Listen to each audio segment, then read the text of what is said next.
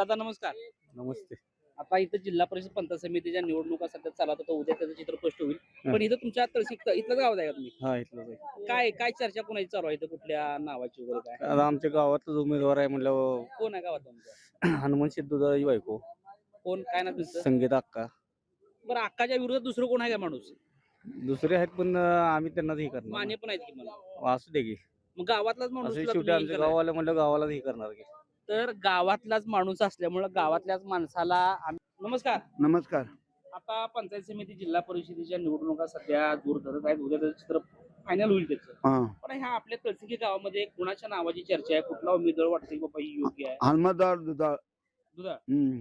दुसरं कोण कोण उमेदवार आहेत माहिती आहे का आपण? माहित आहे ती कोण कोण आहेत? पवार गुरुजी. पवार पवार गुरुजी. पवार गुरुजी. हम्म. हे दोन्ही कुठल्या पक्षात नाही ती? ते पवार गुरुजी दुसऱ्या पक्षात आहे खरं ते पवार गुरुजीला पडणार तळसिंग थोडं. बरं. हम्म. आणि कुठले कुठले आहेत पंचायत समितीत जिल्हा परिषद अजून? हा दुधाच्या विरोधात कुणी आज भरला का दुसरा? हाय कोण?